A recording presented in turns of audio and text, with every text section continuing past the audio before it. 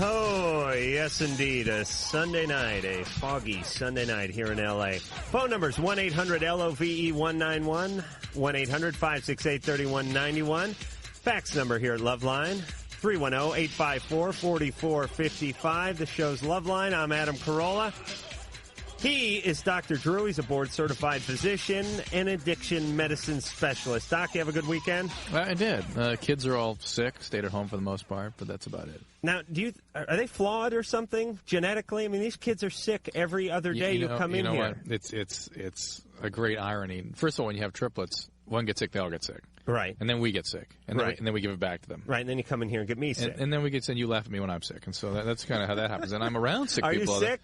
Because I'm feeling punchy. I've had a little something, but I'm around sick people all the time, and I pick it up pretty easily, and I take it home. And so, like, every 2-3 months, we're going through something. Now, do you have your tonsils?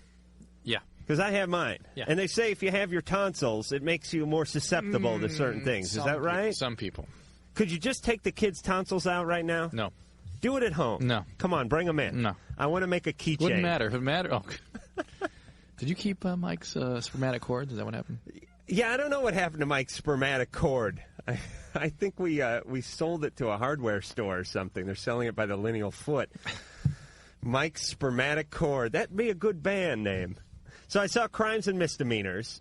Oh, yeah, did you? Again, I saw it for like the 6th time it's good, huh? This weekend because I needed my Woody Allen booster shot. And a lot of you haven't seen this Crimes and Misdemeanors movie. It came out by, I think, 1990, maybe 8 or 9 or 90.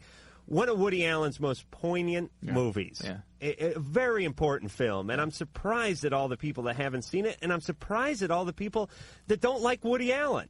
Shocking. It's shocking. Yeah. I got a quick suggestion for you people who don't like Woody Allen. This would be a time saver. You just get yourself a sweatshirt and say, right, I'm an asshole on it. Because that's what you're saying when you say, I don't think Woody Allen is a genius. I see. It's just like somebody that's so nice that everybody agrees that's a nice person. But if that one person doesn't like him... A-hole. That's how you know. Right, we all know those people. I've used that as an example. And here's what I'm going to say very quickly before we get to the phones, because I'm all charged up. Because Evidently you are. Well, because this guy is a genius, and he doesn't get recognized by the Academy too often. Although, I mean, he gets nominated here or there, and he doesn't show up, and he kind of snubs them.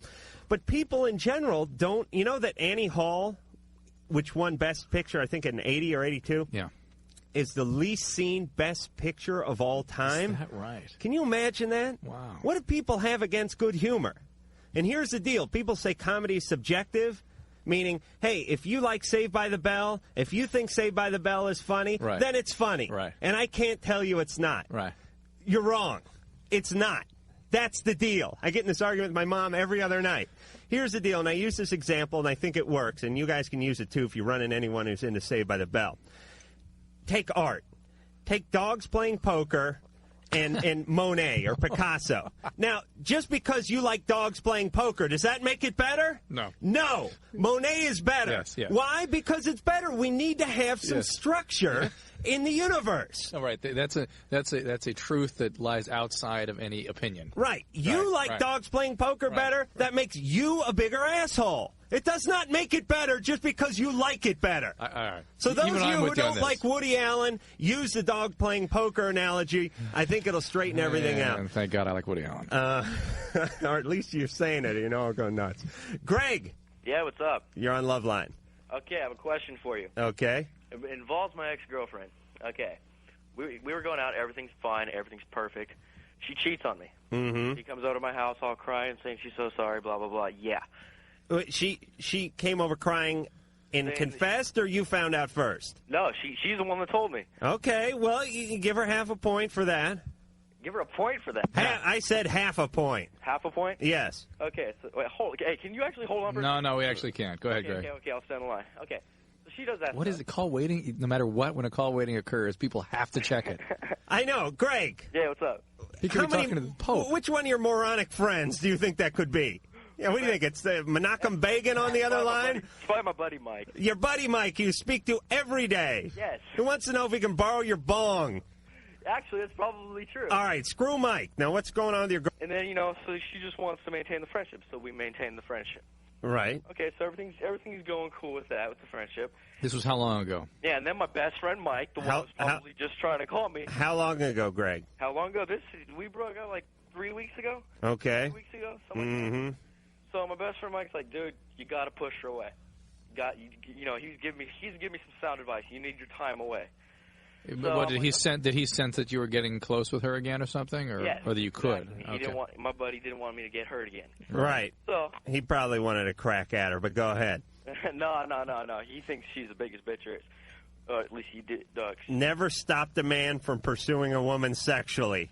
Actually, sort of expedites the whole thing. She's a bitch. Boy, do I want to nail her. Let me just say something real fast, Greg. That is the difference between men and women. A woman looks at a guy and goes, this guy's a pig. He's an asshole. Ooh, he gives me the creeps. I don't care how good-looking he is. I don't care how good he looks in those jeans.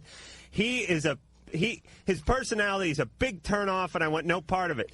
Men can often work the opposite way. Look at her. She's all full of herself. Look at her, that little prissy bitch. Oh, I want her. Man, do I want her bad. Isn't there something wrong with guys for that? Oh, yeah. Well, some women do that, too. Wait a minute, Drew. You just flung saliva at me. Sorry. Oh, wait again. Very Drew, sorry. let me just explain what Drew just did. He had a popsicle stick in his coffee mouth. Stirrer. Well, it's a popsicle stick. He was using it to stir his coffee. He pulled it out to make a point, and he flung a thing of, I don't know if it was urine or bile. I don't know what it was, but it landed on my hand, and now I'm infected with your kids' diseases. Fantastic. Greg, go ahead. What's that? Greg, that's Mike again. Keep going. Greg. Wow. I think Greg hung up. All right. I wonder if his friend Mike can come across and disconnect him with someone. I'm calling that a bust. Well, the deal is when you break up with someone, especially when it's a painful thing, I mean, especially when it happens under those circumstances, like them fooling around on you, it's best to get a little space. Oh, absolutely. For him, that was clearly the right move. But let me just say, this sort of what you mentioned brought up something I was ruminating about this weekend, and that is to what extent women have, I don't know if I can put this succinctly and easily to understand, but that young women really need to be empowered in our society. That young women want intimacy in relationships. Men want the physical act. And young women succumbing to men's desires for sexual intercourse in order to achieve emotional intimacy get A, pregnant, B, no intimacy, C, crabs. You know, they get chaos, they get hurt, they feel lousy about themselves. I mean, if we teach women how to be empowered to hold out and to realize they will not get emotional intimacy by pursuing the physical intimacy, which they won't most of the time. Right. So when you say empowered, you mean we must, as parents or as a society, and especially their folks, right, give them what they need so they don't have to get it exactly from the guy. Meaning a lot of women, a lot of girls, a lot of teenage girls get involved with promiscuous relationships or get involved with physical relationships. It's not just teenagers, young adults do this early and often and in inappropriate time periods and things like that. Wrong person, bad judgment, all because they want that attention. They want that immediate attention. The connection. They want the intimacy with that person, and they don't get it. They may kind of get it transiently when they're in the act, but the fact is guys don't want that. Right. And it's hard for women to really accept that men don't want that. Right. But it's almost like I'm going to lend you a little intimacy for the 20 minutes of having sex with you, and then I'm going to take it back and watch a little TV. Right. And then maybe next week, when I get horny, I can give you a little more intimacy. And the fact is the intimacy that they crave can be achieved and would be achieved if they'd hold out. Right. Because the guys would develop a relationship. So you're saying more women should take up golf? Well, no, I'm not saying that necessarily. Because those women don't seem to have a problem with chasing men around. I think as a society we have to educate people about that. I think if young women really understood that, they wouldn't be as apt to be impulsive and pursue it in ways that they get hurt. Yeah, but do you think you can really educate someone about that, or you just think you have to give it to them? You know what I mean? I mean, you can't tell them, hey, the reason you're lusting after all these guys, the reason you're sleeping with the whole football team is because you're missing intimacy. You have to give it to them when they're growing up in their environment. Right. So they make good decisions. Right. And men need to make good decisions, too, and it works that same way with drugs and everything else. People need to be reared properly so they can make good decisions. Right. June. Yes, this is June. June? Yes, hello. You're on Loveline. Oh, hi, how are you? Fine, thank you. My question is, women who have their nipples pierced, can they later breastfeed? June? Yes? Do you have piercings in your nipples? Well, no, but I'm thinking about getting them, and, you know, I have to think about my future, though. I mean, if eventually I do have a child, I would like to breastfeed it. See, Junior's upset already. I know, I can hear that. As I understand, they can. Now, to what extent? Yeah. Oh, really? But to what extent it impairs that, I don't know. Oh, okay. So it doesn't, I don't know, squirt out in all directions? Yeah, It's all so good? I suspect it can be more. It's difficult, believe it or not, breastfeeding and achieving sort of a satisfactory breastfeeding encounter with a child is not the easiest thing in the world, believe it or not.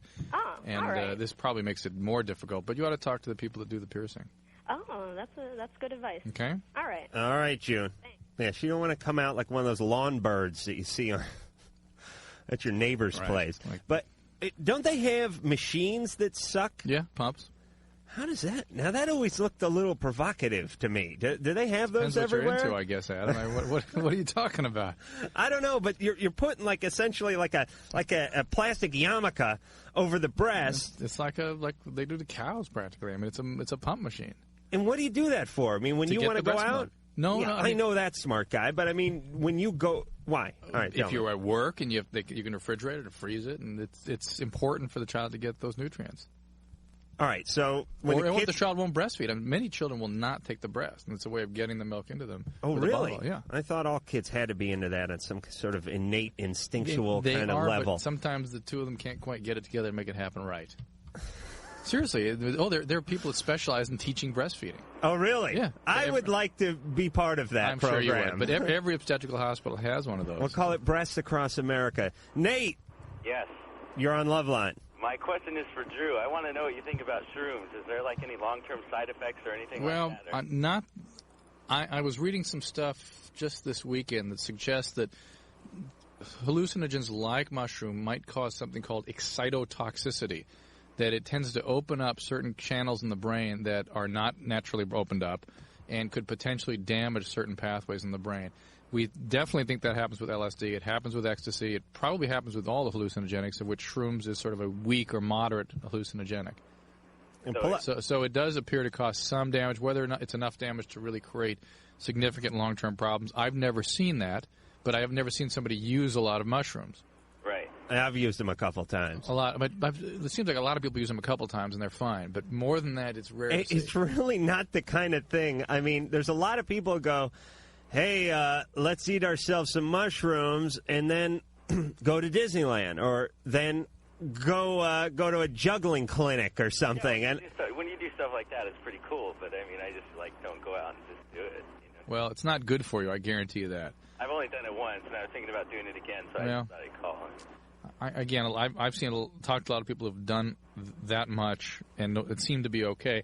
The kind of thing I worry about with people that are even exposed to moderate amount of hallucinogenics is chronic mood problems, a lot of depression, and sort of biologically trending towards depression. And what about that whole family that died, or at least some of them died just the other week? It was like last week. Yeah, now, they weren't trying to get off on mushrooms, but they went out, they're making spaghetti. They're making spaghetti. Yeah. I don't know. You got to feel kind of dumb as a parent if you killed your family by going out. I mean, Drew? Yeah. Let's just imagine. You go out and pick mushrooms to make yourself, your family, some spaghetti sauce, and you kill them. Yeah, horrible. Yeah, that's got to be tough. No, you don't get over that real quickly. And then every time you go to, like, the Olive Garden or something, it all comes back. Even though I think the sauce she made was probably better. Shelley. Yeah. You're on Loveline. Hi. Hey. Well, I have a little problem here. Good. Okay, I've been seeing this guy for a year. Mm-hmm. And we have just been seeing each other. We never said that, we'd have a commitment or whatever. And, like, a few months ago, I had lost my virginity to him, and, like, recently I've been telling him, that I want a commitment, because this whole time I choose not to be with no one else except him, and I told him that. And then, he's, because before me, he was going out with a girl for 2 years, and then they broke up, and then he started seeing me, so he said he wasn't ready for it. And I understood that. That's why I gave him the year. And, like, now I I don't know. I don't know what to do anymore because I want a commitment with him. I just want to be with him.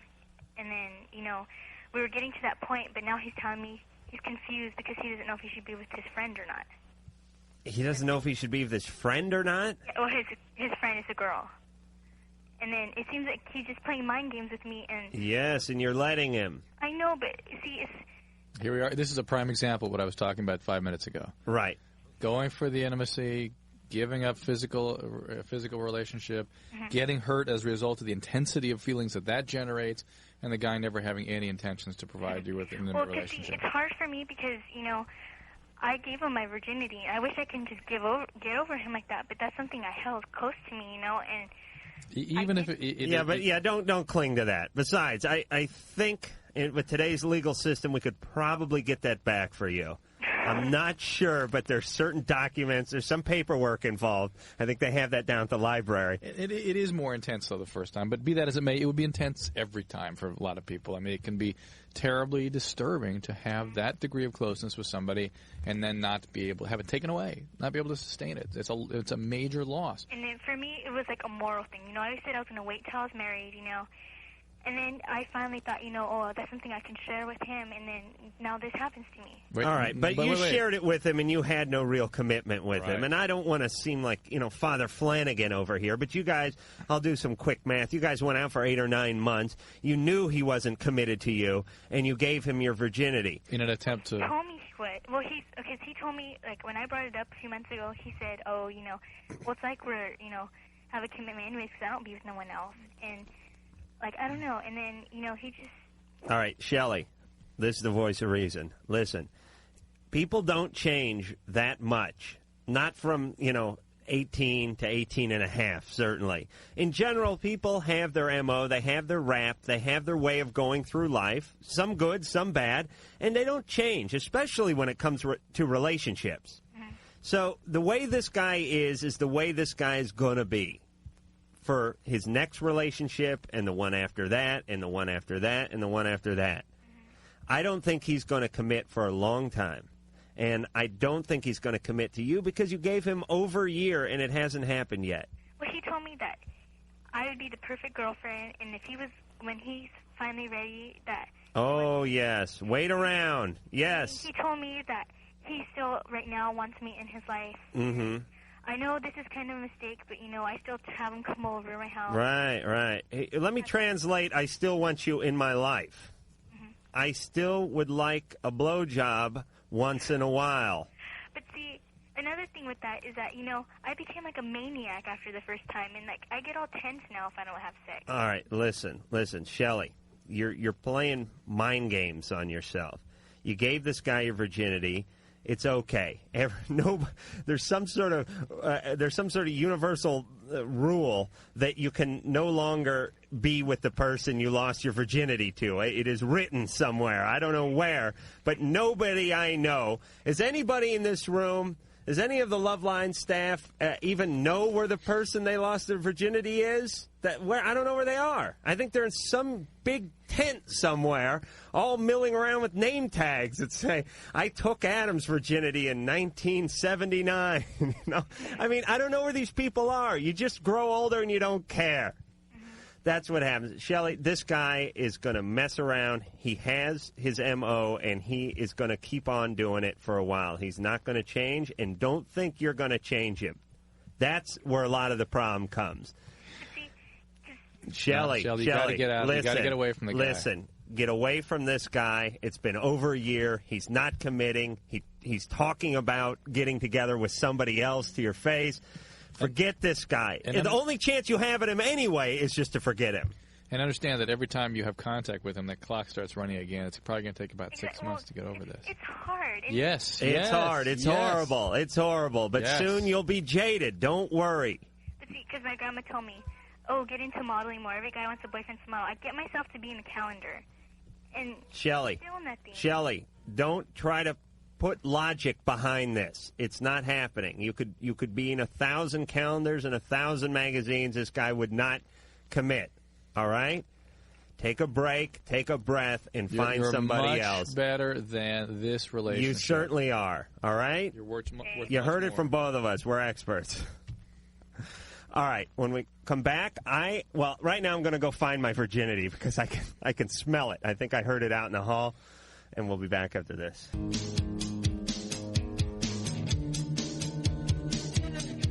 Hey, this is Matt Sorum from Guns N' Roses and Erotic Outsiders, and you're listening to Loveline with Dr. Drew and Adam Carolla.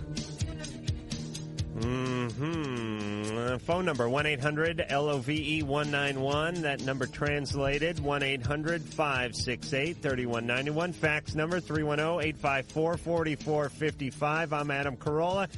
He's Dr. Drew. And we're reading, on Thursday, I got this thing out of Better Men's, what the hell? Men's Health. Sorry, there's all these magazines. Yeah. Now, it's really just some good-looking guy with a washboard stomach and his shirt off, and he's usually, like, on inline skates and playing racquetball or something at the same time.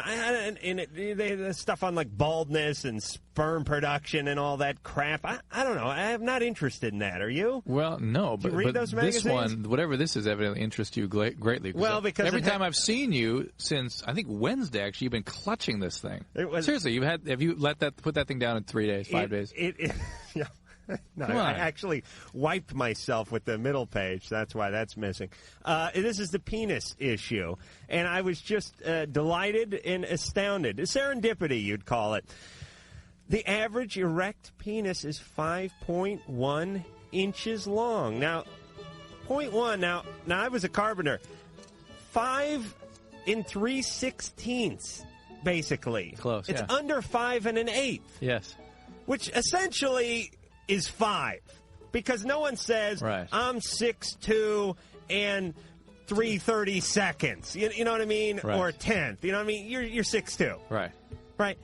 Or something's about 6 inches, or something's about 12 inches. This is 5. I'm rounding down now. I'm saying the average male penis is 5 inches. Aren't you excited, Ann? Isn't long. this a wonderful conversation? Yeah.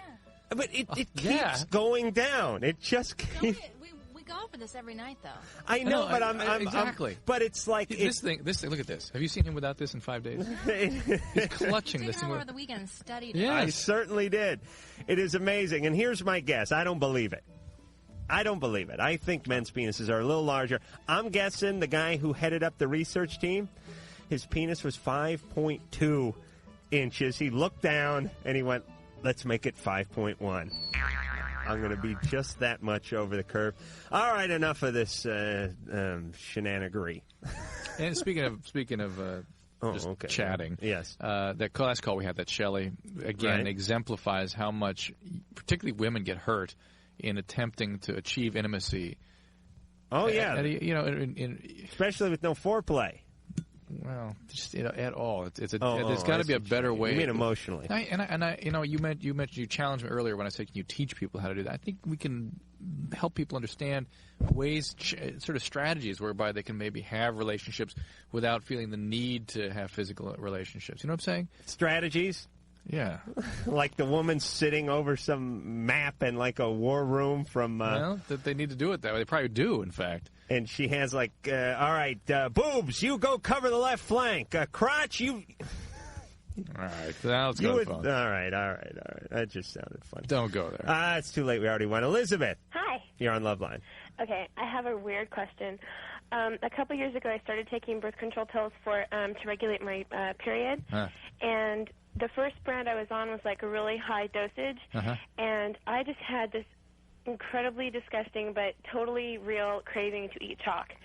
And then as soon as I stopped taking that particular dosage, it I didn't have to eat chalk anymore. And I was eating chalk, so I ate so much chalk. Wait a minute. Like you chalk off the blackboard, that sort of thing? No, actually, I figured out through trial and error that the chalkboard chalk is really gross, but the sidewalk chalk is really Especially if they've been doing long division. Sidewalk chalk was good. Sidewalk chalk? Sidewalk chalk, the big colors pieces too. that you could really? give your kids. Let me now you think you've asked me a strange question. Let me ask you some strange correlates to those questions. Okay. Did you also want to chew a lot of ice? No.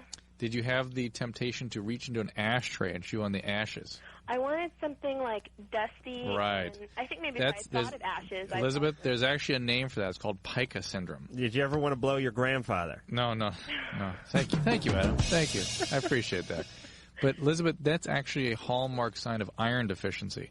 So I have to wonder if perhaps the heavy bleeding you were having actually depleted your body of iron, and maybe it just coincided with the time in which you were taking this particular birth control pill. I was severely anemic. Yeah, and it's called pica syndrome, and people chew ice, they chew chalk, they chew ash, as in the ashtray.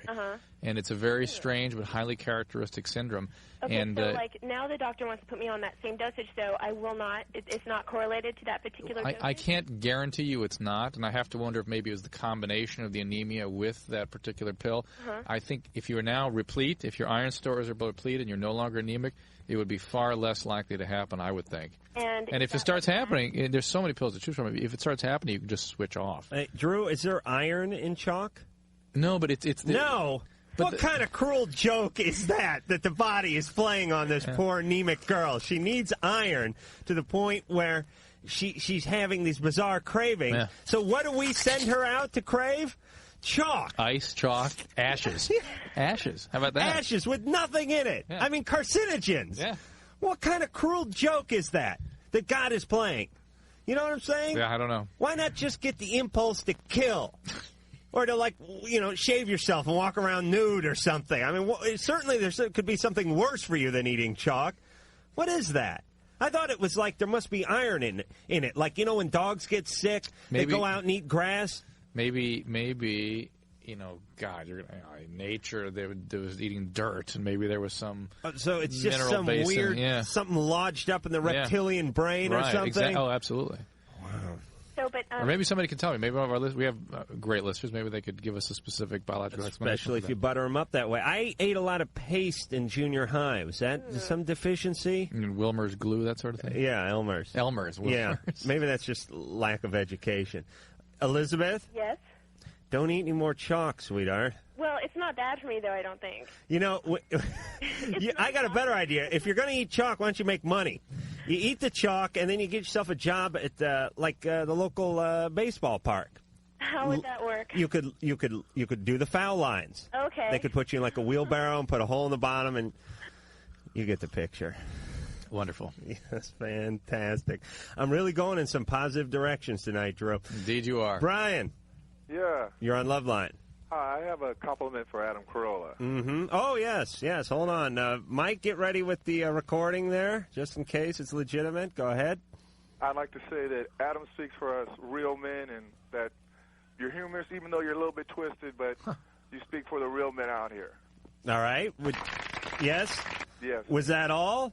No. You'd like to elaborate even more on that? Did he say something specific that caught your fancy? Yes. He did. Actually, when he talks about men in particular, when he said that men sometimes when they want sex, because we produce millions of sperm.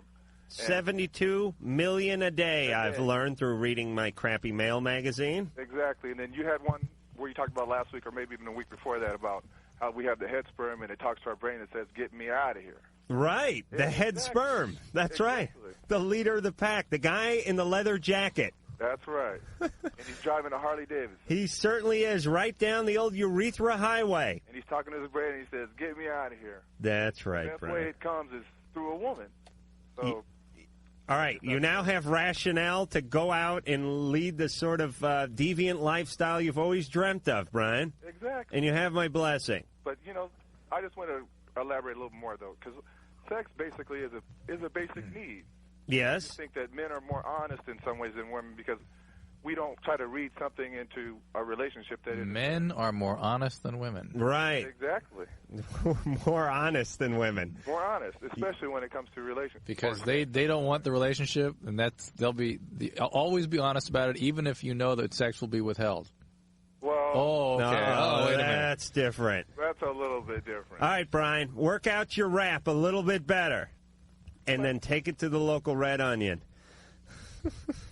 But it's true, 72 million a day. Yeah. Yeah. Well, what are women producing? They don't really produce anything. They have what, estrogen? Yeah, progesterone. And they produce like an egg a month, right? Right. That's one egg. Right. We got 72 million sperm, which is equivalent to their egg, right? On sort of the whole reproductive scheme of things. Right. So we should be 71 and 700 or 900 and 900 and 999,000 times more amorous, more preoccupied with sex than they. Am I right? Does that math make sense? No. Okay. I didn't think you'd agree with me. Ramona. Yes. You're on Loveline. Hey, you know Hi. what? Hi, Drew. Hi, Adam. Hi, Ann, too. I wanted to say hi to Ann, too. Okay. Hi. My problem is this. I have a friend, and she is dating this guy. Well, they have a baby now. And they didn't have a baby before, but now they have a baby.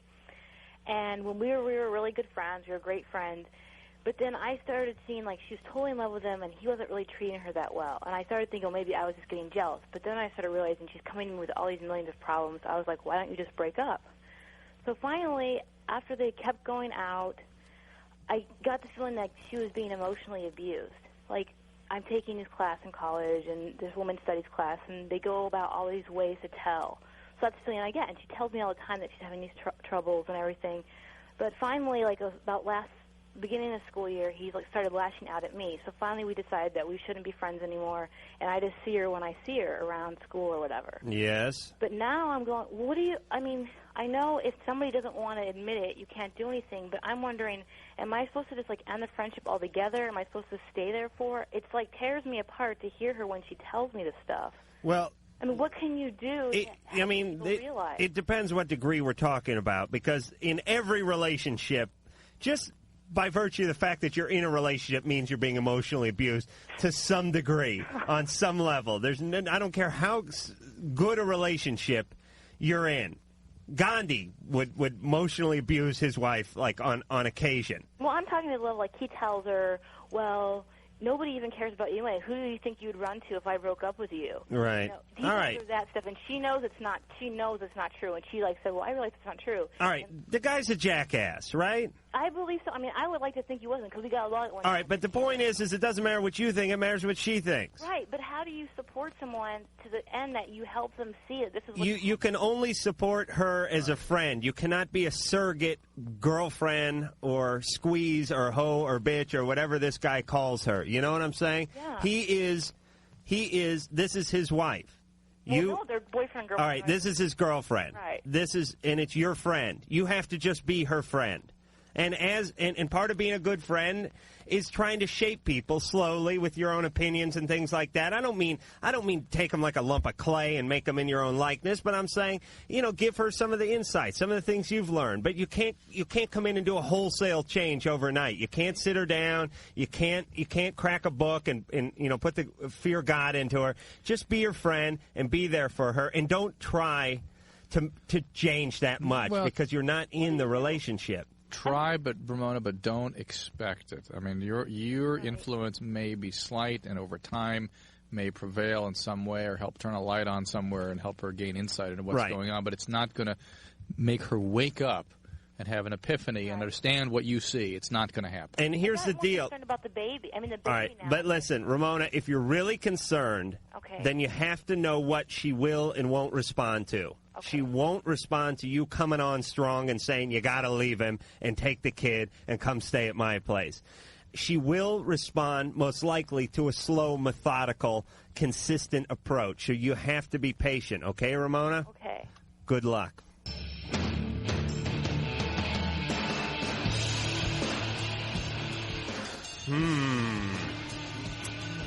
Fun show tonight. Provocative show, an interesting show. Let me get the phone numbers out. 1-800-LOVE-191, 1-800-568-3191. The fax number, 310-854-4455. Faxes like this one. I know a lot of folks listening to the show are just listening with one ear.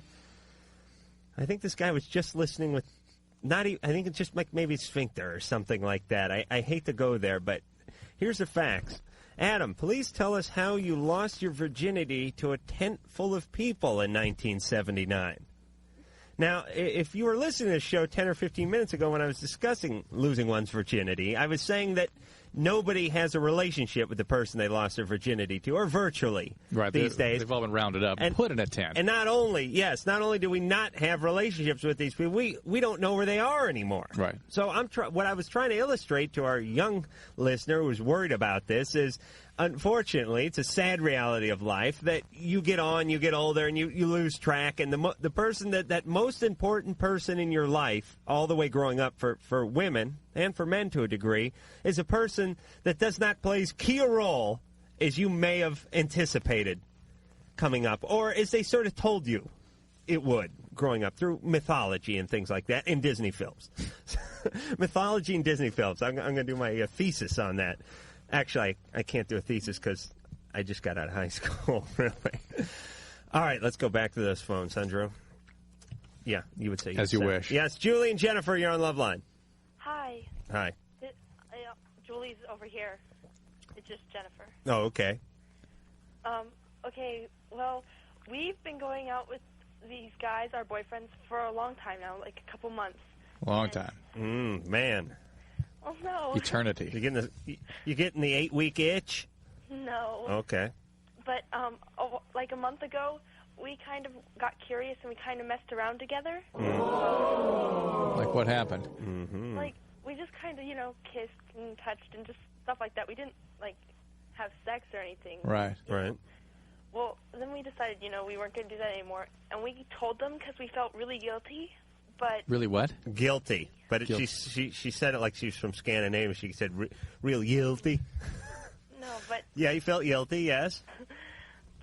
And so we told them, but now they're not talking to us. They're really mad. Oh, really? Yeah. So it threatened them in some way. So it's like you're like cheating on them? Kind of. Plus, they must be very frightened because they know you guys hang out together all the time. Right. So they probably assume that there's more there than you're actually telling them. Yeah. Are these two guys friends? Right. They're good friends. Oh, they're good friends. Mm-hmm. Uh-huh. Would you happen to have their phone number so that we can straighten this whole mess out and you could sleep easy tonight? Yeah. Okay, then. I think they're both at Dave's house. All right. Well, Dave. Yeah, I think we have his number right here on the Loveline Rolodex. Dan. There we go. Dave. No. Okay. You want the phone number? All right, we're going to put you on hold. And we're going to come back to you, and we're going to talk to Dave, and what's the other chap's name? Randy. Randy? Yeah, Randy. Okay. We'll get into that when we call him. All right, so we're going to put you on hold now. Okay. All right. We'll see what goes on with Dave and Randy. Eric. Yeah, hi. Hey. I'm taking a medication called Accutane, all right? Right. And my doctor told me I'm not supposed to drive at night. Right. And my vision lately is getting kind of blurry, but I haven't noticed anything at nighttime. And I'm wondering if I should talk to my doctor and let her know what's going on. Yeah, definitely. But Accutane's for your skin, right? Yeah, but it affects vitamin A metabolism, and that's the part that's important in night vision. And it dries. It doesn't dry your skin up. It just basically changes the way your glands in the skin function. They change permanently after 6 months or so of Accutane. Oh, really? And the problem with Accutane is your eyesight never comes back? No, it all comes back. But the problem with Accutane is it can cause severe birth defects if women of childbearing age is taking the medicine. So young women typically aren't given it without a lot of precaution. So talk to the doctor. I don't think you have anything to worry about. There are other things that can happen with Accutane. It can dry your cornea up and things like that. So you definitely ought to call her to talk to her about it, okay? All right. All right. Thanks. Bye-bye. Yeah, going blind, to me, falls under the heading of side effect.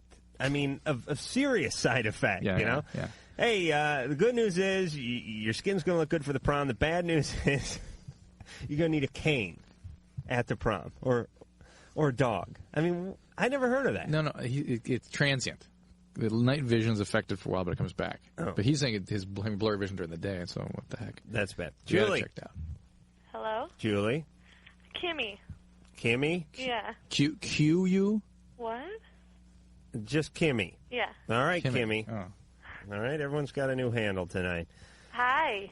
Hi, Kimmy. What are you guys doing? You had a question on alcoholism and prescriptive drugs? No, not today. Oh, really? Uh-uh. I was just guessing. Well, remember, I don't know if you remember this girl called like 20 years ago. Oh, yeah. And she said that some guy asked her to have a belching contest and she was really mad.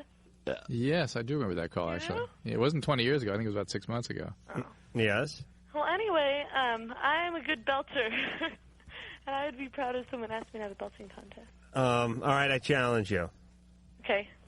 All right, you first. No, you start. All right. Well, hold on. Let me swig some coffee down and make sure it goes down the wrong pipe. All right, you ready? Yeah. 1, 2, 3. Okay, ready? Yeah.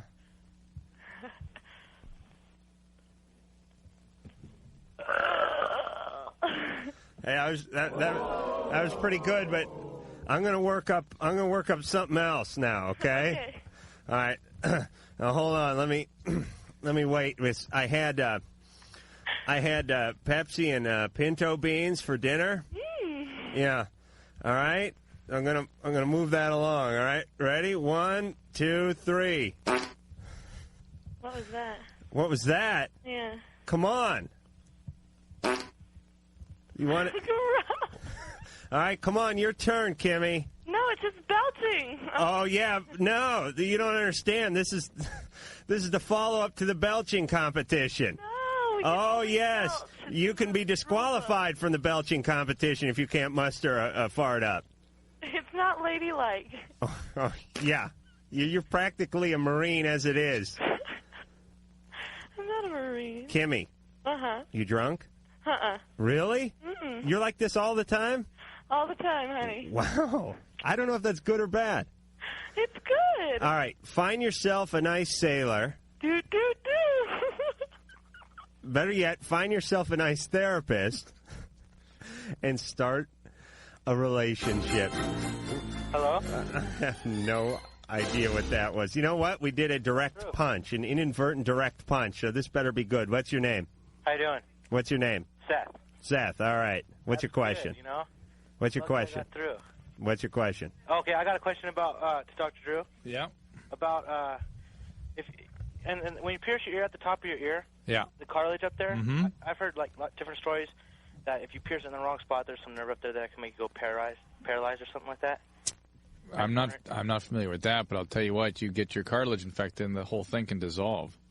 Oh, yeah? Yeah. Wait, your whole ear? Yeah, the cartilage will dissolve from the inside. It's a mess. Oh, really? Yeah. All from the inside? Yeah, it's a mess. You look like Nicky Lauda. Yeah. There's a little racing reference there. It's better to have didn't it get it. professionally done? Yeah. Oh, yeah? Okay, thanks. All right. That was quick. Nicky Lauda was a Formula One driver who was burnt horribly in a car crash, and essentially his ears are gone.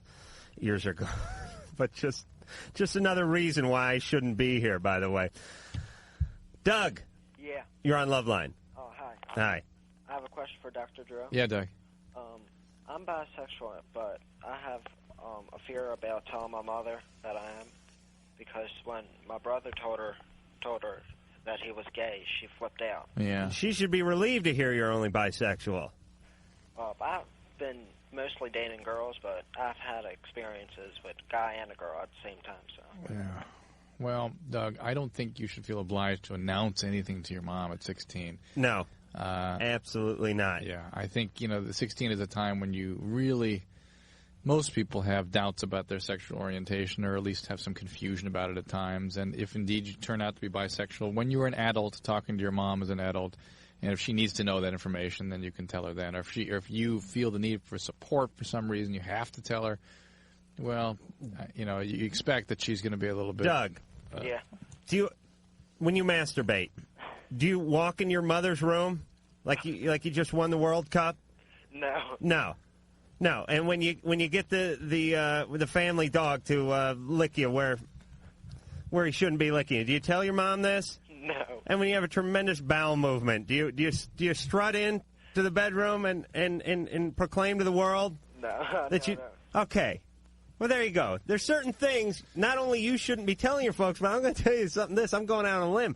I bet your mom would be glad if you withheld this information. And I'm not saying that there's anything wrong with being bisexual, but you're 16. And we don't know where you're going to end up yet sexually. The sexual roulette wheel is still going around. You're like that ball bounce around, black, white, red, whatever. It's still all over the place. My advice to you, if you're confused, if that's what's going on here, that you hold out and don't have physical relations for a while until you really do figure out who you are and what you want. Right. You may end up gay. That may end up being your orientation. Maybe at 16, it's hard to really to come to grips with that reality. Sometimes that's what tends to cause people to remain bisexual. All right, but I'm thinking if he can rent the big red one and Gone in 60 Seconds and watch that this evening, he's going to go back the other way. We'll be back.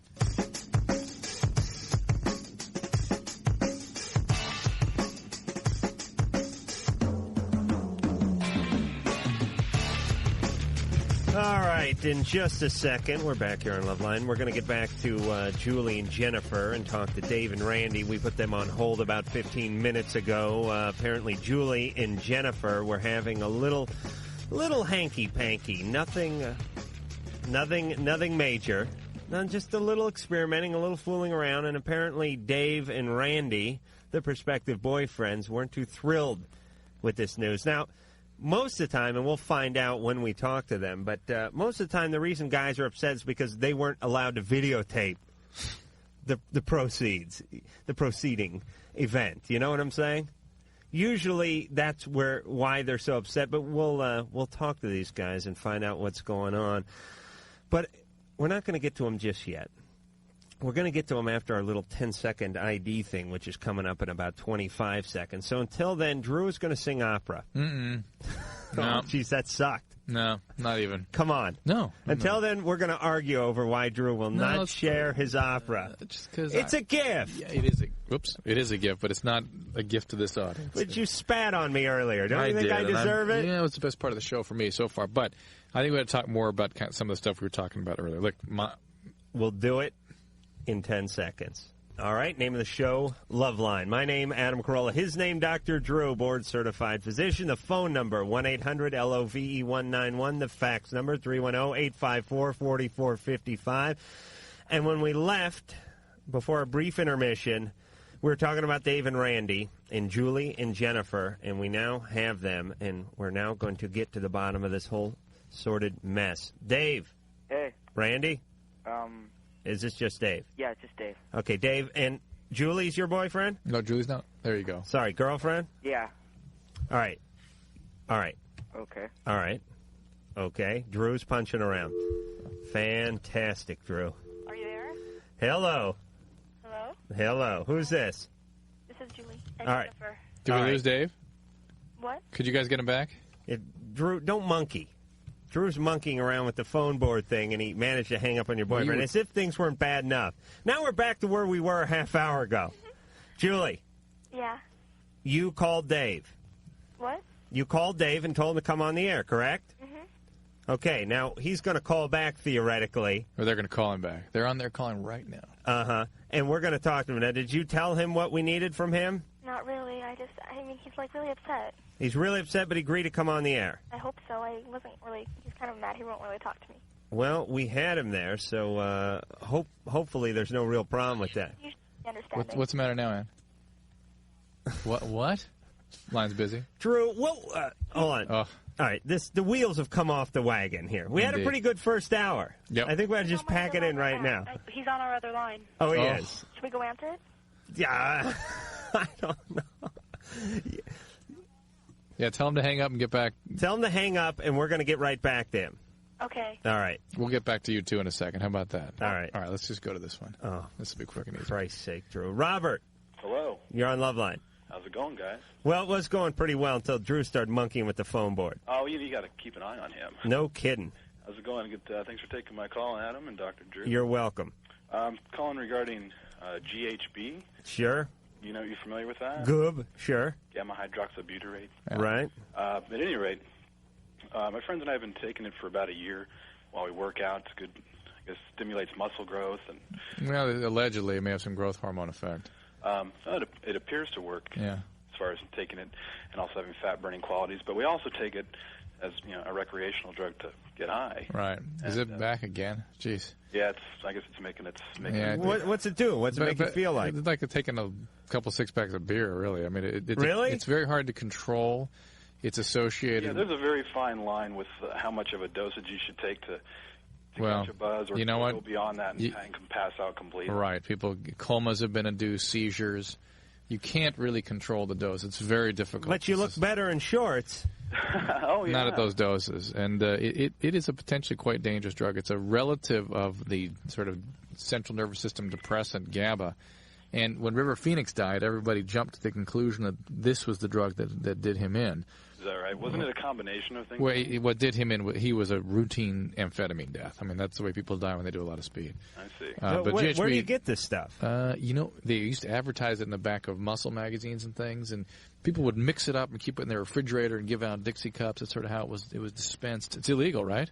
I understand it's illegal now, but it was available over the counter at health food stores up until 1991. Right. It was outlawed. And now it's illegal. Right? Where do you get it? It's basically, believe it or not, kind of like through mail order is one way to get it, through someplace out of L.A., and in other ways that we can make it.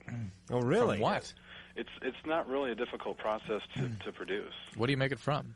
You mix it. You basically mixing together gamma butyryl acetone. What type of alcohol? It's like a dehydrated alcohol. Ethyl. A few other ingredients I'm not quite sure. I don't actually do it myself, but I've seen people do it. You're saying stuff you got in the spice rack, right? Basically, you can get it all over the counter at science shops or science shops. I would be. It's like Poindexter. Wow, yeah. Something out of Felix the Cat. And the master cylinder's going to come in there in a minute. But yeah, you can make quite a bit at one time. I mean, up to. No, I get it, but I certainly wouldn't. Even having had a modicum of experience with organic chemistry, wouldn't be dousing myself with anything I mixed up. Yeah. I mean, there are all kinds of byproducts you can make. The purity. Well, who knows what? Does it affect your penis? It gives you similar feeling to being on ecstasy, but not quite as strong. You get kind of like heartwarming qualities. You open up in public to people. You find yourself more talkative. That's great. Just a bunch of big muscle-bound guys who are falling in love with you. Yeah, well, it's not quite so much that, but what we'd heard recently is that by taking this regularly, or maybe in increased dosages or what have you, that it can cause cancer. It stimulates the cause of cancer cells. That was a concern. I'm not familiar with that. I haven't. Yeah, I did some television interviews about this drug when River Phoenix had died, and that was 3 years ago now. Roughly. Yeah. And I really have not followed the literature on this drug since. It died out in popularity. The most concern we had at that time was seizures and coma.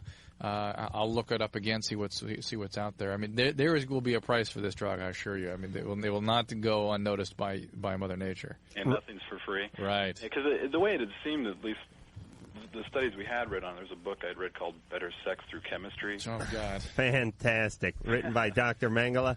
Which talked about it and how it's an amino acid. It's naturally occurring.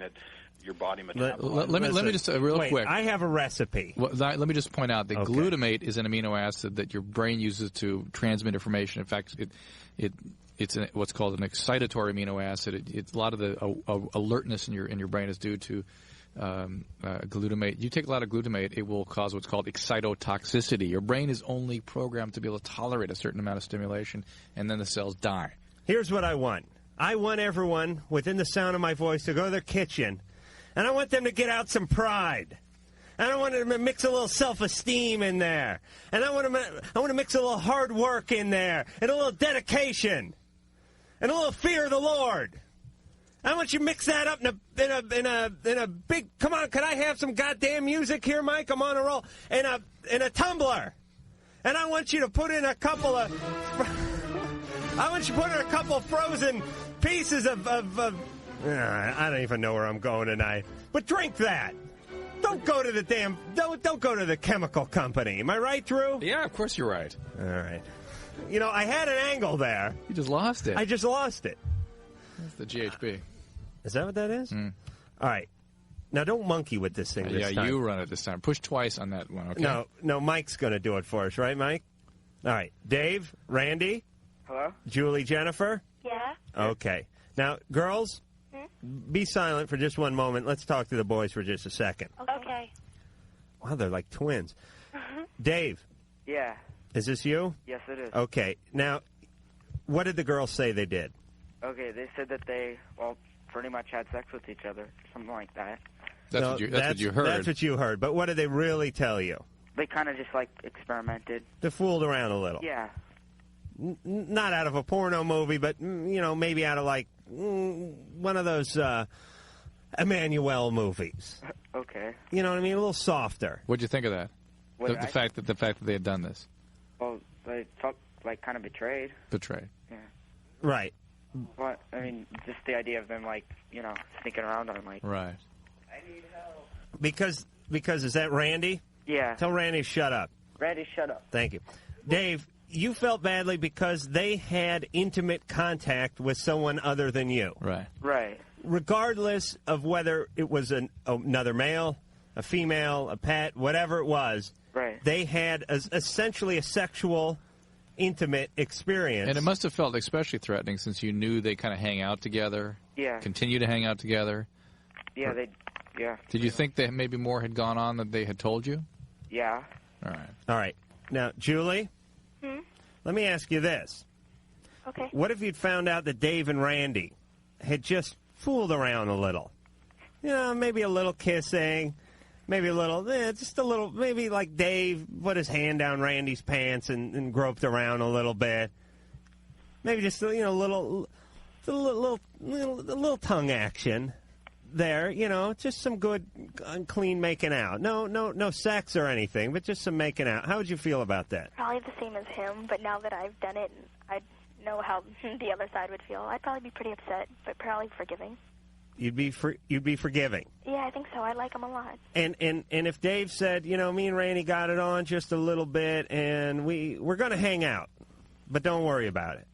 You think that'd be okay with you? Well, if I felt that he still liked me, yeah. Yeah, but wouldn't you worry just a little about him still liking Randy? Maybe a little bit, but I trust him. Oh, I don't know. I don't know if you're completely putting yourself in the other position. You also got to remember one's guys and one's right. It's a little different. And I think it would be worse, actually. All right. Why would it be worse?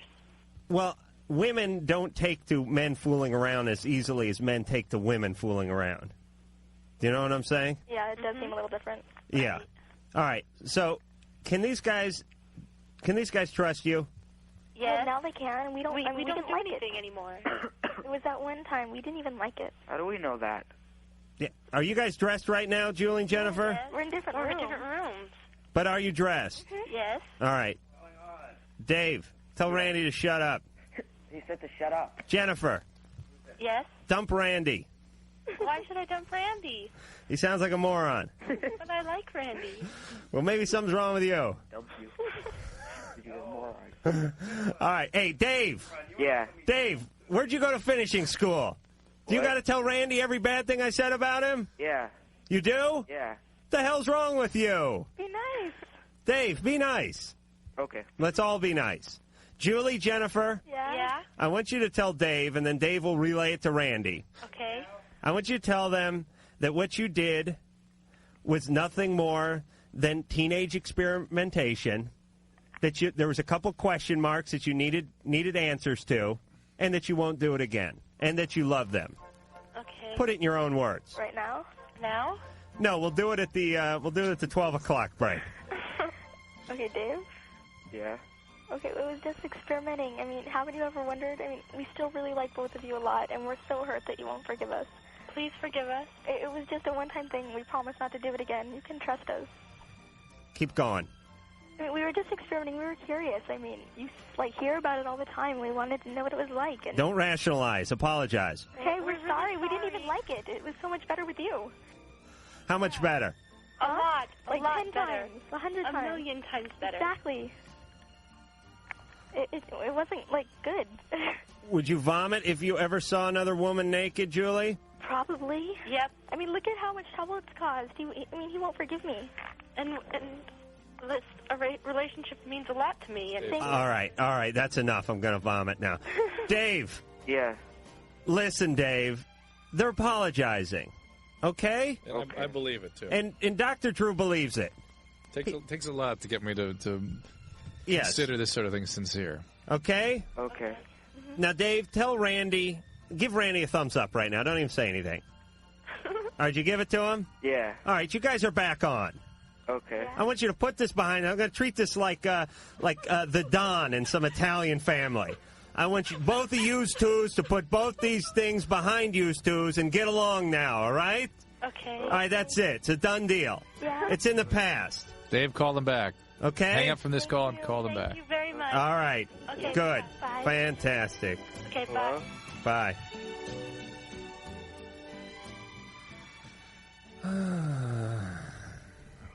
And whatever you do, don't rent personal best. What's that? It's like a lesbian track movie. That's where it's got everything. It's got a little something for everything. It's got track and field. It's got lesbians You know, it's in interesting, though, how these two 16-year-olds, they're gone. Okay. Two 16-year-olds talking about how they were curious because they hear about it all the time and see it all the time. Right. That there is this quality to promotion of same-sex activity, it sounds like to me. And I'm not sure. Wasn't really aware that was out there. I mean, I knew that there's more of a trend towards sort of non-sexual orient, sort of a, what's the word for that I'm looking for? Platonic? No.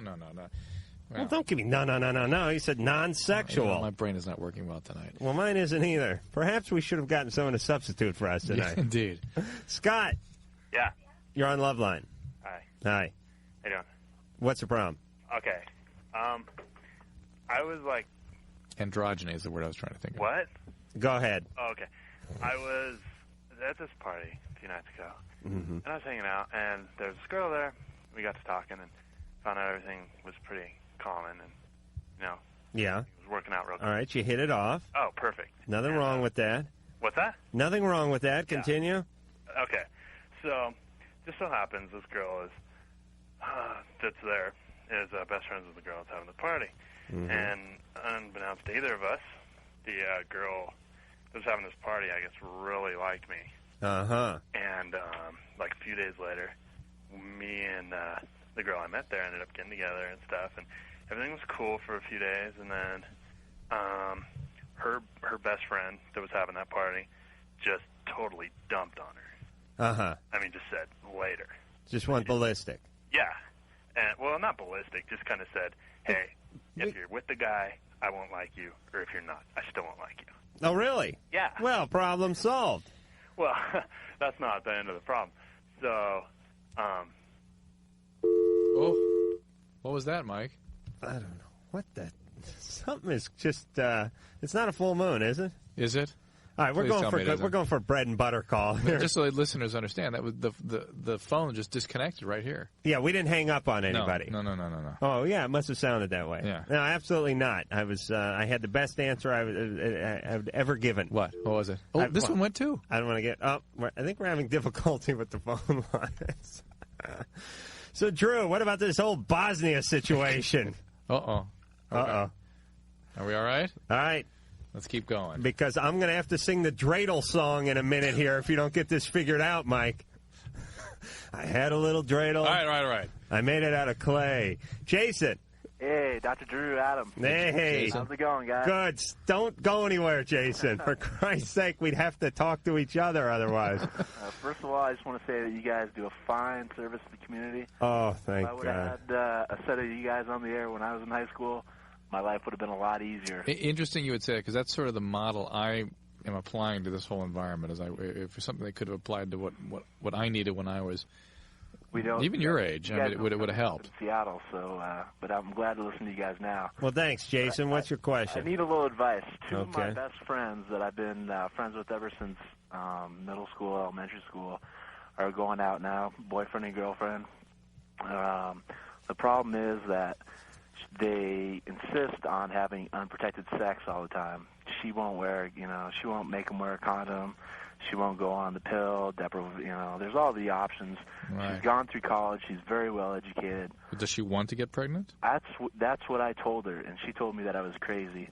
But what does she think? Well, he's going to be going. He's already finished college, and he's going to go on to his master's or graduate school, and he wants to go to the East Coast. And I think she's a little worried that he's gonna get up and leave. So she's trying to keep him. She's going to give him something he can't pack. That's what I think, but she's insisting that that's not the case. All right, Jason, you were listening when I straightened out the feuding couple. Right. The Hatfields and the McCoys a few minutes ago. Right. I can do the same thing for this gal. Okay. I think I could even do a better job of it. Should we call her? Yes. Let's call her. Okay, man.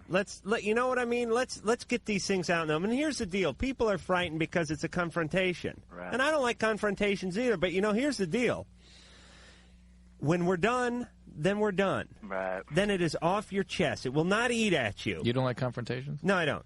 Why, you confronted me? No, what'd you do to my wife on Valentine's Day? That 2 hours of confrontation. All right, that's Adam, different. you don't That's like your- confrontation. You better hide the plants and put the lampshade over the barn because LAPD's coming after you, man. No kidding. You better watch out for them. No kidding. They wanted the tapes of the show from Heidi Fleiss. I know. You better change the plates on the van, man. No kidding. But Do you work for LAPD? I have one of those scanners, and I hear his name come across frequently, so they're on to him. Are you nuts? Just kidding, Adam. Let's get back Hey, to Jason, don't screw around that way, huh? I just had plastic surgery done in the time you're discussing that. Oh, man. Freedom of speech. Hey, the Heidi Fleiss thing got him kind of worked up, too. Well, I did say some things about the Vice Squad, and, those guys, they have you rubbed out, no one talks. There's that code of honor stuff going on there. I've seen the TV movies, Drew. That was one of your classic shows, Adam. I love that show. Thank you, Jason. This will be another classic if you let us call this gal and straighten everything out. All right. All right, so we're going to put you on hold. Okay. And when we come back, we're going to talk to her and tell her to wear a condom.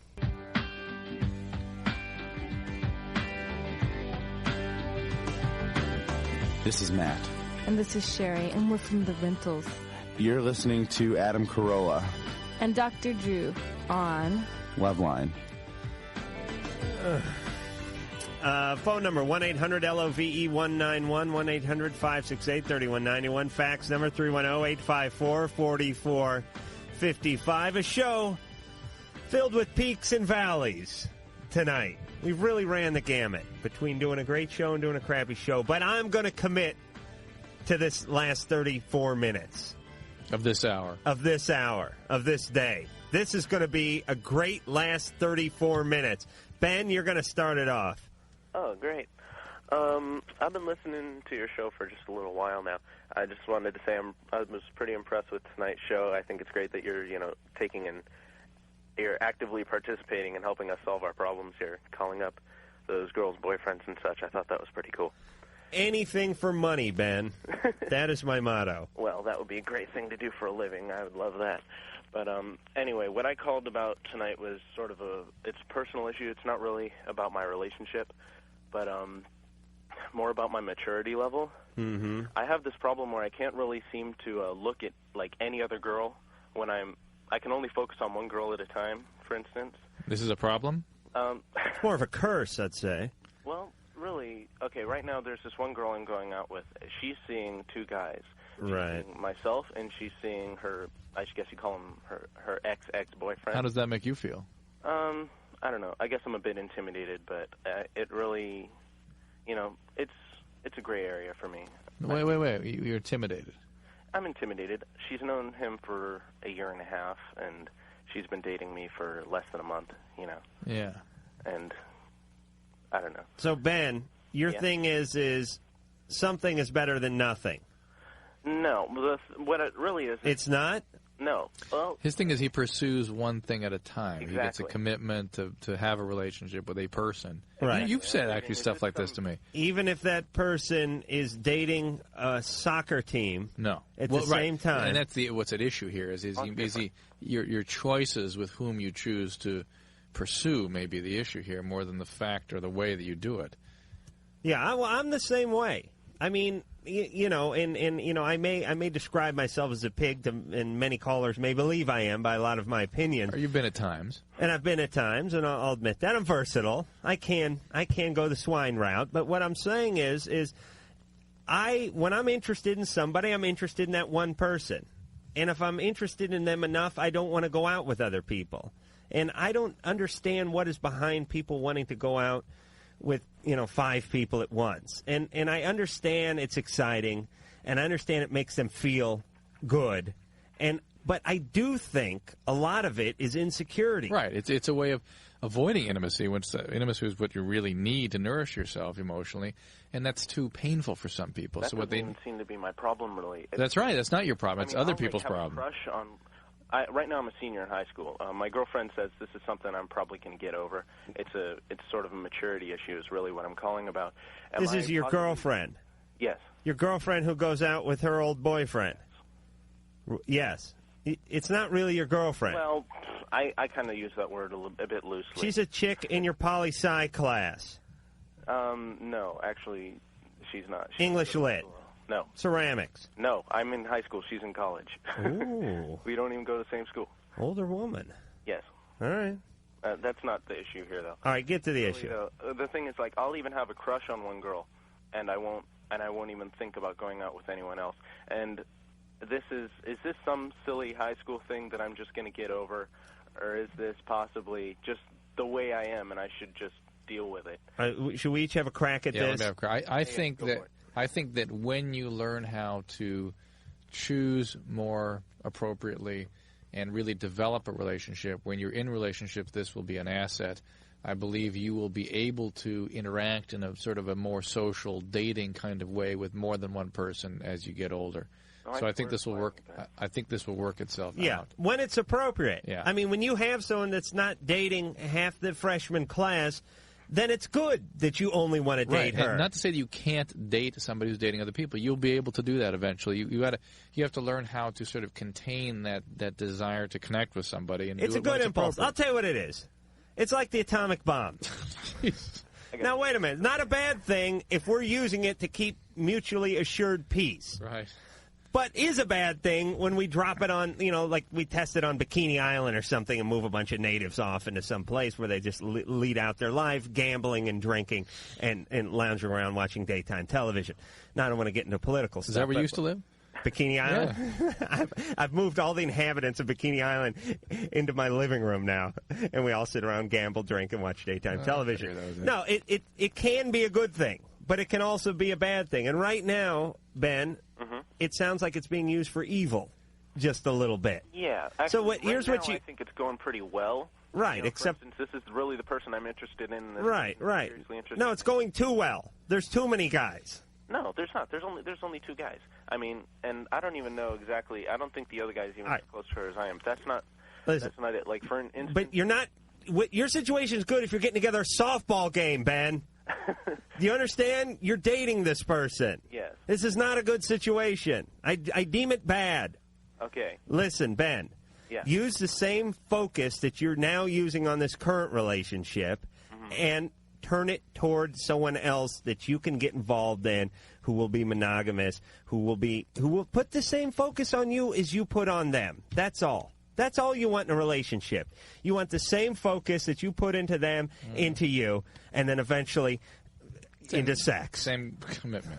Right, the same commitment. Me, I like a little more. Yeah. Actually. Jason. Yes. Now, we got your... No, we don't got her. Oh, we don't? Oh. Incommunicado, the note says. Apparently, they're having unprotected sex as we speak, and the man's testicles probably swung around and knocked the phone off the hook or something. Yeah, something. Like a big mail sack, like a big hairy mail sack. All right. Like a big swollen hairy pus-filled... Huh? Come on. Okay. Calm him down, Doc. Calm him down. I know. He's very prudish. You know why? It's his people's Sabbath. It's Sunday. Actually, it's not. Your people's Sabbath was yesterday, wasn't it? Yeah. It's my people's Sabbath. Sabbath, huh? Sabbath. All right, let's not get into that. Like the black. Right. Jason. Yes. You care about both these people. Oh, very much. I would since you think the girl has a plan, I would have your discussion with the male. Okay. Do you understand? Yeah. Tell him your idea. Tell him what you think is going on. Yeah. Don't come at him in accusatory fashion. Yeah. Let me tell you, giving your friends advice is a lot like tagging polar bears. Right. You can't corner them and come after them. You got to sneak up on them. Maybe not a polar bear, but let's say like a chimpanzee or something. You got to let them sniff your hand a little. Right. Make sure you wash it first. Yeah. You know what I'm saying? Yeah. Don't come after them with a big net going, I got something to throw over you. Right. Bring it up. Let it come up organically, or at least have it seem like it came up organically. You know what I'm saying? Non-threatening time? In a non-threatening way. All right. All right, Jason. Drew, where do you want to go besides home? This looks scary to me. Okay. Nikki, Hello? you're on Loveline. Hi. Yeah, I'm 13, and my boyfriend really wants me to give him head. And, I mean, a lot of people say it's not that bad, but, I mean, I'm like, I don't know if I want to because... Nikki, let me settle the question in your mind of whether or not you want to or not. Mhm. You don't want to. Right? You don't want to, do you? Well, You don't want to. If you wanted to, you would have done it. I mean, You wouldn't call us if you wanted to. And that's a good impulse. That's something you're not ready to do. I mean, you're not ready to do that yet. Don't do it. And to think that the guy is... How old is your boyfriend? he's almost 13. And he's manipulating you. He's almost 13? And he says... what is his rap? He's all, well, I feel like I'm empty because I want to Oh. be close as I can. Oh, please. Oh, please. Nikki, this is exactly what I was talking about when the show opened up. He wants to be... I want to be close to you. I'd like to poke the roof of your mouth with my penis. I mean, that's just terrible. I mean, what you want, the kind of closeness that you want, he's not interested in. In fact, if he were, he would not be so cruel to you. Well, all right. Wait a minute. Hey, come on, that's cruel. That's cut terrible. the guy a break. I am cutting him a break. He's 13. She's 13. Come on. All right, his hormones are going nuts. He's not thinking clearly. And he explained it. He's all, well, what is it? He's all, well, if you want me to go down on you, I will. I'm all, I don't want you to. He's all, well, then just give me a head and you won't get anything then. That's a compromise. This guy's like Jimmy Carter with his negotiating skills. All right, well, just give me a blowjob. I won't give you anything. There you go. Well, that sounds fair. Nikki, here's the deal, and here's what I want everyone to do, especially women. And Drew and I were talking about this at the top of the show, so it is coming full circle to this again. Yes. And this is everybody. This is everybody. All right, wait a minute. I got something to say. All you have is your instinct. That's all you have in this world. But that's what they're there for, by the way. That's what to your protect instinct's you. there. Right. Yes, that's all you have. When you're at work and you're thinking, I don't know, I don't like this job. I think I'm better than this. I think I can quit. I think I can move on. I think I could do better. The people that do better are the people that listen to that voice and move on. The people who are losers in life are the people who stay where they are and don't listen to the voice. That's all you have. If you can't rely on that, you're going through this world naked, like a snail without a shell. You know what I'm saying? Like a cop without a baton, mace, and a gun. Like a cop and a jockstrap. That's what you are, working in South Central. That's all you have, is that ability to trust your instincts. And when something doesn't sound right, and when something doesn't feel right, then it's not right. And you don't have to call a radio show to ask, although we hope you do. You don't have to talk to your priest or your rabbi or your school counselor. If it doesn't feel right, if it doesn't feel like it's something you want to do, if it feels like a situation that you want to get out of, then get out of it. Then don't do it, because that's all you have. And might as well start trusting it now. When you're younger, it's hard. And a lot of people don't listen to it until they're 40. Meanwhile, they've killed 5 people, had 30 kids, and spent half the time in prison because they didn't listen. Listen to it. Okay, Nikki? It's telling you don't do it. It's a bad thing. All right? Okay? All right. All right. We'll be back.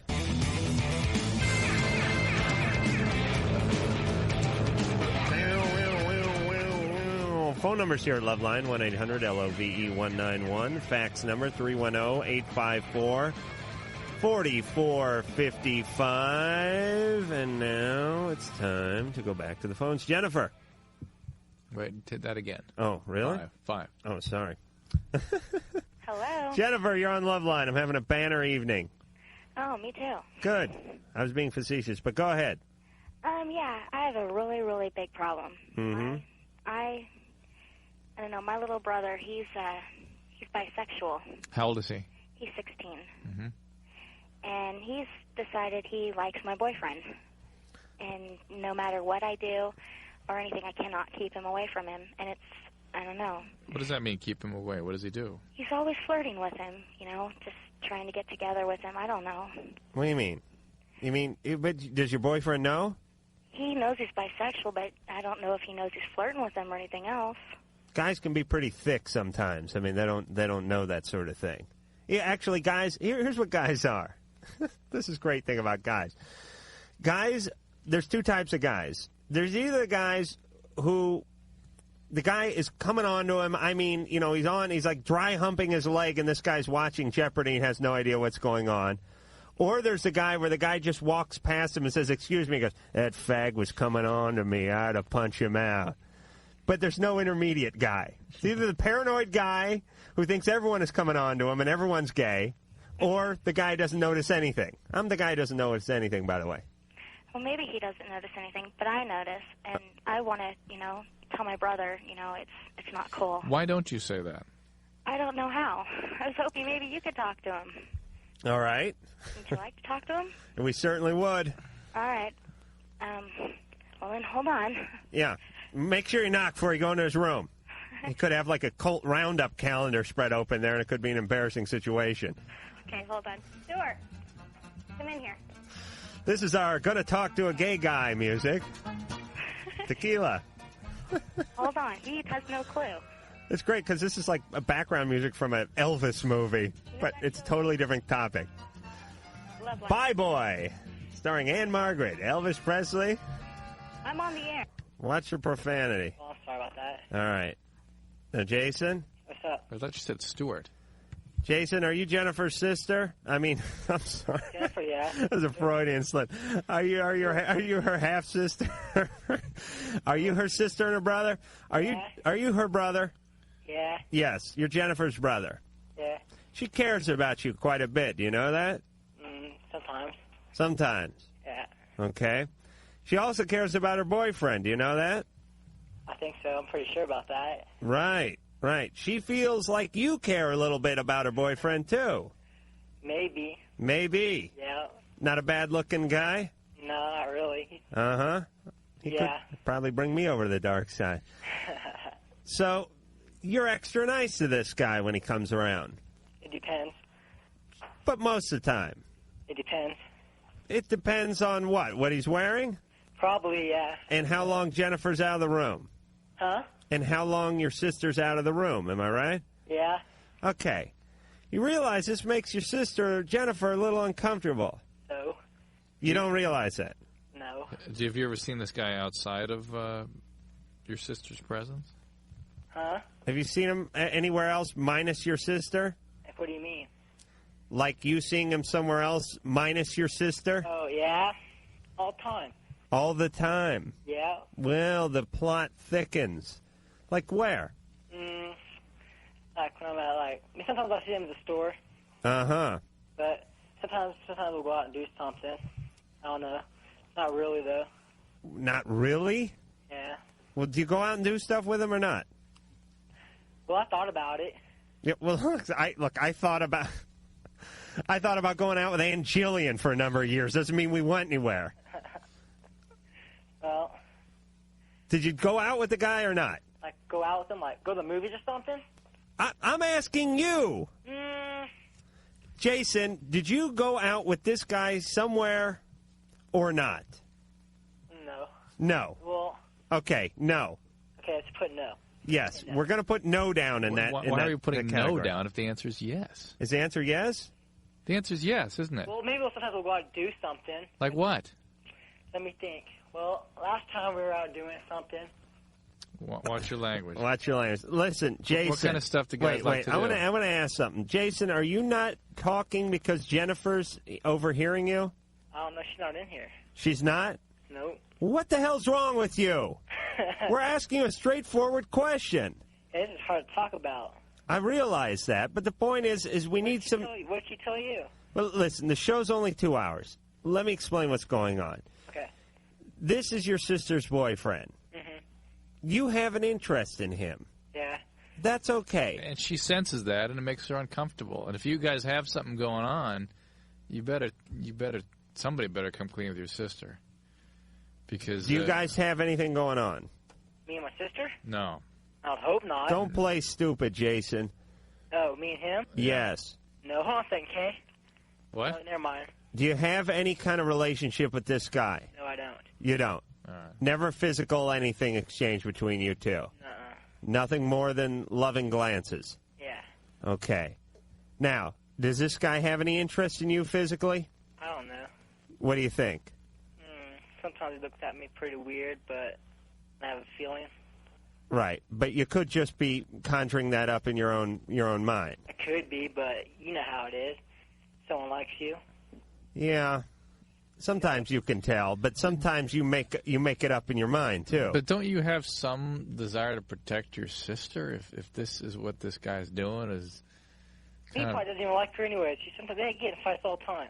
Yeah, she likes him, all right? But she likes him a lot.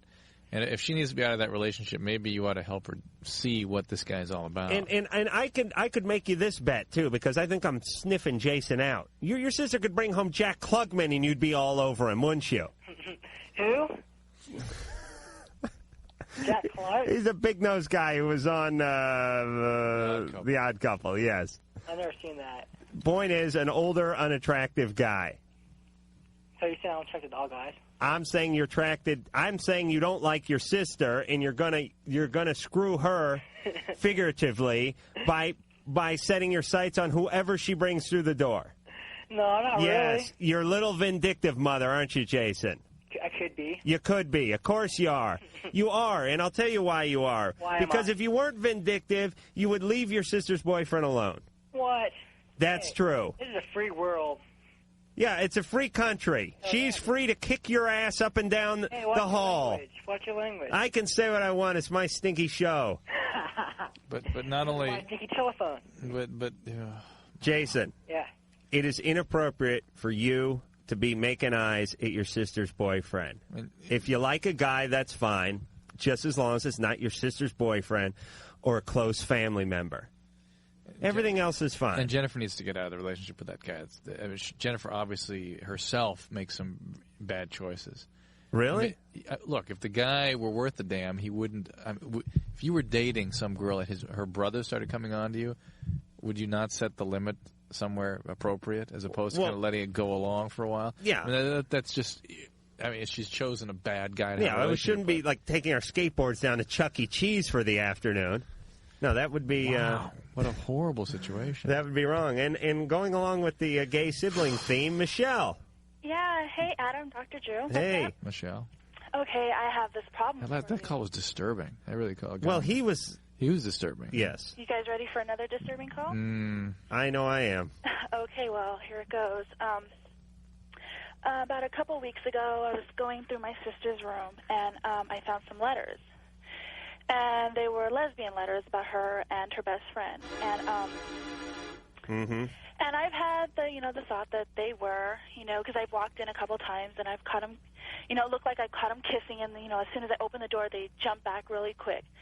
And me and my mom, we asked her about it, and she says, no, that's sick. No, I'm not. Wait a minute. Michelle, who are you, McGruff, the lesbian sniffing dog? No. Well, what do you care? It's my sister. I care. Come on. I found some letters, and, this says stuff like, I miss your body next to mine, and all this stuff. My sister is 14 years old. Oh, okay. See, and, that is something. yeah, 14 years old, and, this girl is, like, bringing her down. Her grades are going down. She's going down. Yeah. How old is her young 14. lesbian friend there, huh? 14. They're both 14. 14, huh? Wow. And what? And, all right, let's ask a few probing questions. The family's okay? No, my family hates this girl. No. Yeah, but I mean, how's your family history? I mean, I don't mean drugs or whatever, but I just mean, is Dad still around? Yeah. Everyone happy? Yeah. Everyone act nice? Yeah. You're pretty normal and all that stuff? Yeah. Anything happened to your sister when she was younger? No, nothing. Did you ever ask her? Have I ever asked her about her and her friend? No, about anything. Oh, yeah, we have a very open relationship. Right. It's Except that she lies. A very trusting one. Yeah. Especially the way you rifle through her underwear drawer when she's out. Right. And she lies about her sexual orientation. Yeah. Other than that, everything's on the table. Yeah. Yeah. Now, see, Michelle, we're making fun of you in your relationship. You have to understand that. All right, listen. She's a little young for this activity. Right. Well, but by the way, if she were getting letters like that from a boy too, I think it'd be pretty disturbing to Michelle. Yeah, because he has a penis. Yeah. Yeah, if it was. Oh, I see what you're saying. You mean at that age? Yes. Oh, okay. Right. No, I'm with you now. Yeah, here's the deal. She could be just, a lesbian at birth. Right. And this could be her life. Right. I mean, she could go on to open a sandal shop in Venice and get married to someone and, go follow the LPGA tour, and that could be it. This could be her life. But either way, she's getting started a little early, and that's where the concern is. Yeah, if she is, it's cool by me because, I have nothing against, Right. You're just concerned about her. Yes, I'm very concerned. All right, I understand that. All right, I would bring, as long as your mom is not going to burst her bubble, leave Dad out of this, by the way. Okay? Leave him out, unless he's just the greatest dad in the world. No. No. Okay, Well, good. No, is this where part of the problem is in this family, though? Yeah, but we don't have time to unearth every difficulty this family's having. Listen, Michelle, you and Mom are the team, right? Let Dad drink the Pabst Tall Boys in the living room and watch Entertainment Tonight, all right? All right. You and Mom hook up. You pull her aside and just say, listen, we love you. What you choose to do, your sexual orientation is fine with us. We're just scared that you're getting started a little bit too young, and it's only because we love you so much that we're concerned. We have told her. She denies it. Yeah, but now you can break through that denial. But now you know. All right, and try not to be real accusatory, and just, as Dr. Viscott would say, my friends, come from love. Well, we're heading down the back straightaway, and we're turning the corner, and we're coming in. We've rounded third. Hey, listen, before we hit that third base. No, we've rounded I'm third. sorry. We're heading for home. Before we do the head first slide. I just wanted to say that last call, the 14-year-old with the lesbian relationship, and that indeed Adam was right. It could be just somebody who is going to be lesbian as their lifestyle choice. But I really worry about those kinds of relationships, even early heterosexual relationships. You've got to understand that the most common form of childhood sexual abuse right now is children on children. In other words, they could have initiated this relationship when they were 10 or 11 or 12. Maybe the other friend had been sexually abused. Circumstances bother me, that's all. And people need to be aware of it, that's all. I'm no sociologist, Drew. Yeah. But I'm thinking that's a bad sign. What's that? Well, that the most popular abuse is like 8-year-olds fingering 8-year-olds. That's kind of a bad sign from a societal standpoint, isn't it? Unbelievable. That's bad when Fat Uncle Lou is jumping on top of the 8-year-old. When Fat Uncle Lou does that to the 8-year-old, when that 8-year-old is 14, that 14-year-old does it to a bunch of 8-year-olds. Right. Those 8-year-olds then become 11 and 12. They do it to a bunch of 8-year-olds, and we have an exponential growth of And this I'm stuff. sure Fat Uncle Lou was fingered at some inappropriate by an adult, typically, point in but right his now, life. yeah, by an adult. But typically now we have got young people doing it to young people, which I'm saying sounds bad. Horrible. That's why I'm going to raise my kids in an aquarium like turtles. Do you understand that? I'm going to. Will you build that for my kids? I'm going to raise them. You can use it when we're done. I got a tremendous mason jar, and I'm just going to poke air holes in it and put them down in there like. Some sort of little mock-up of Mayberry. You don't know how appealing that is. Doesn't it sound good? Yeah, it sounds wonderful. I'm going to raise my kid like Veal. I'm just going to trap him in a dark room and never let him out. But that's not abuse, is it? No, You that's see, realism. I don't want them to experience any part of life. Okay, speaking of experience of life, I want to thank Sam, Lori, Sherry, Ann, and the lovely one sack, one testy Mike. I'd like to thank Dr. Drew. Drew, read the address real fast. P.O. Box 4345, Hollywood, California, 90078, or email LUV191 on AOL. We'll be back with Stan Lee, the inventor of Spider-Man, tomorrow night. Until then, I'm Adam Carolla. I'm Dr. Drew. God bless you. So that's it, then. The opinions expressed on Loveline by Adam Carolla, Dr. Drew, or anyone are not necessarily ours. Be happy. Be happy. Happy, happy, happy. Loveline's producer is Ann Wilkins. Thank you.